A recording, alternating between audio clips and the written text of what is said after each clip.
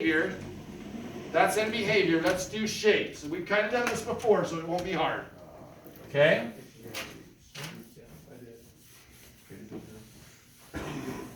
Okay, we're going to go fast, so you guys have to help me, but you got to go fast. And I won't remember your names because I have a hard time with them, and you know that, because you guys are here every other day. I don't remember anybody who's here every other day. Okay, so we're going to start. I already know K-Reed. Who are you? Tyson? What is it? Kyson.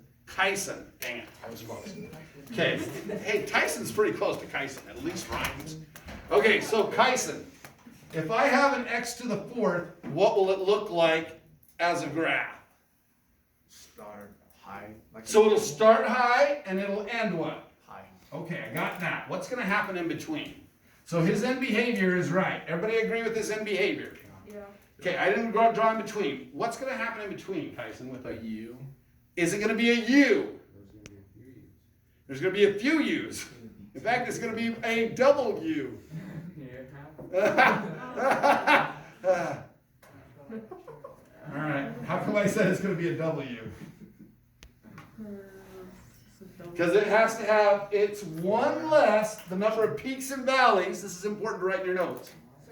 The number of peaks and valleys will be one less than the degree. The peaks and valleys will be one less than the degree. Now, what do I mean by peaks and valleys? It's when you're hitting a relative high point or low point. That's a valley. This is a peak. This is a valley. Okay, right? So it has how many peaks and valleys if it's an x to the fourth graph? Three. It's that simple. And that will create something that starts high and ends what? High. Everybody agree with that? Okay. Do this one. Now, like I said, I want to go really fast, so you got to be quick. Destiny, I already know your name. Are you Cody? Katie. Okay, Katie, you're going to have to answer then. All right, negative x to the third, Katie. Is it going to start low? Let's look. Odd degree negative, it's going to start what? High. And end? Low. Aha. Okay, so I'm going to start what? High. High and end? Low. Low. What's going to happen in between there? The peaks and valleys. How many? One. Say that again, loud. 2. 2. It's going to have one valley and one what? Peak. Peak, and then it's going to end low. That's what an x to the third, negative x to the third is going to look like. Now, sometimes it doesn't necessarily peak out, and Isaac mentioned this the other day. If it's just straight x third, like there's no pluses or minuses, it actually goes like this. Flattens out and then goes down. You with me on that? And it has it like right there. But truly there is still a little bit of a valley here and a little bit of a peak there. You with me? Yeah. But it more looks flattened out. And that's okay too. That still is an x what? Cubed. That's an x cubed with no pluses or minuses. But polynomials generally of this are going to look like this. Okay, everybody ready? Next one. We already know Sid's name. We already know Brody's name. We already know Amanda. Is it Amanda? Nope. Dang it, I don't know her name. What's your name? Autumn. Autumn, you're going to have to answer this one. All right, Autumn, here we go. We're going to do a really hard one. Really hard one. Negative x to the sixth.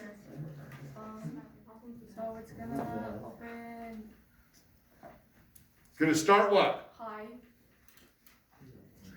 Even degree, leading coefficient negative, going to start what? Low. And end? Low. Low, low. Low, low. What's going to happen in between there, though? It's gonna be 5. Peaks and There's going to be 5, so I count. Okay, 1, 2, 3, 4, 5.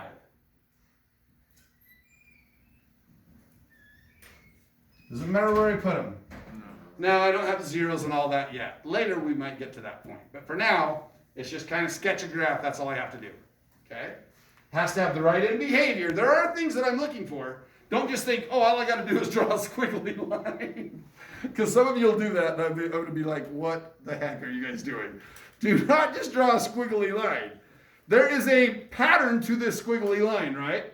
It isn't just a squiggly line, right? I forgot her name already. Is it Amanda?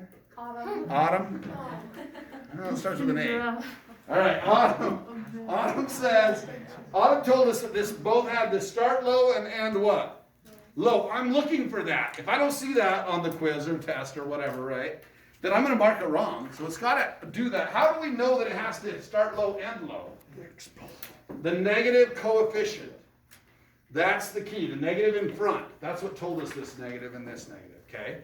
The end behavior is determined by the leading coefficient. Everybody understand that? This leading value. I don't care whether it's a 2 or a 3, or nobody cares about that. If it's positive or what? Negative. Negative. Okay, now, the exponent tells us how many what? Peaks and valleys. Peaks and valleys, and it's always one what? Less. Less. Okay, everybody got it? Okay, here we go. Let's try another one. So that's Autumn. You're Alejandro. You're Jesse. You're Trinity. I have no clue whatsoever. What's your name? Matt. Matt. Okay, Matt, here we go. You're doing this one. Okay, Matt, here we go. I'm going to make this one tough.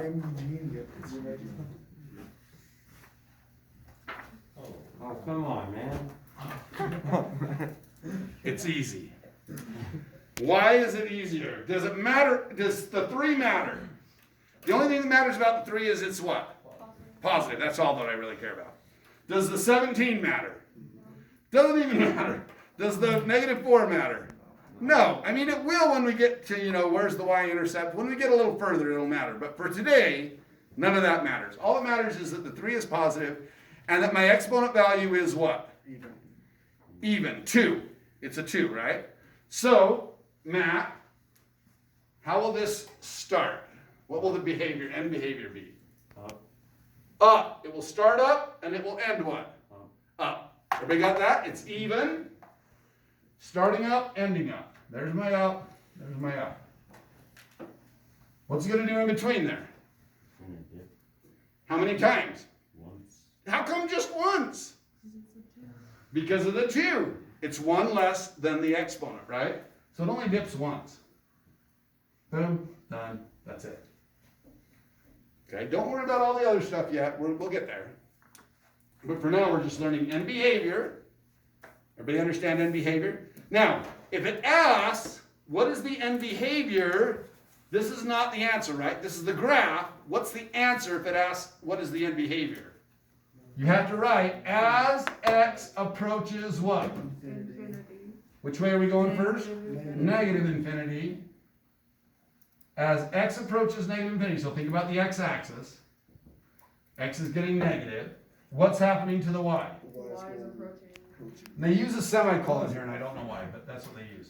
Y is approaching what? Positive infinity. It's going up. And as x approaches positive infinity, that's only 2 directions you can go. You can either go negative or you can go what? Positive. As x approaches positive infinity, what's happening? Y is still approaching what? Positive infinity. That means it dipped once or more, but it has to dip and then come back up. Okay? So that's all there is to it. This right here is what we call end what? Behavior. That's how we write end behavior. This is how we sketch a what? Graph. Graph. Both of those two are what's on the assignment.